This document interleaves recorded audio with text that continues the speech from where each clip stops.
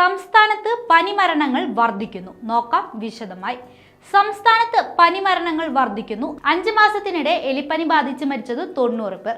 ഡെങ്കിപ്പനി പിടിപെട്ട് 48 പേർക്ക് ജീവൻ നഷ്ടമായി. ഈ മാസം ഇതുവരെ എലിപ്പനി ബാധിച്ച് 8 പേരും ഡെങ്കിപ്പനി ബാധിച്ച് 5 പേരും മരിച്ചു.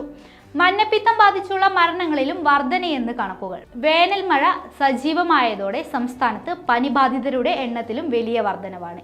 എലിപ്പനിയും ഡെങ്കിപ്പനിയുമാണ് ജീവൻ എടുക്കുന്നത്. 5 മാസത്തിനിടെ എലിപ്പനി ബാധിച്ച് 90 പേർ മരിച്ചു. ഡെങ്കിപ്പനി ബാധിച്ച് 48 പേർ മരിച്ചു.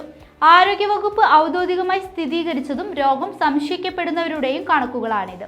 മെയ് മാസത്തിൽ മാത്രം എലിപ്പനി ബാധിച്ച് 8 പേരും ഡെങ്കിപ്പനി ബാധിച്ച് 5 പേരും മരിച്ചു. മഞ്ഞപ്പിത്ത മരണങ്ങളിലും വർധനവുണ്ട്.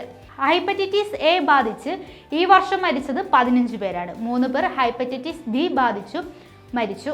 പകർച്ചപ്പനിക്കെതിരെ അതീവ ജാഗ്രത വേണമെന്നാണ് ആരോഗ്യവകുപ്പ് നിർദ്ദേശം. പ്രായമായവരിലും കുട്ടികളിലും രോഗം തീവ്രമാകാനുള്ള സാധ്യത കണക്കിലെടുത്താണ് നിർദ്ദേശം.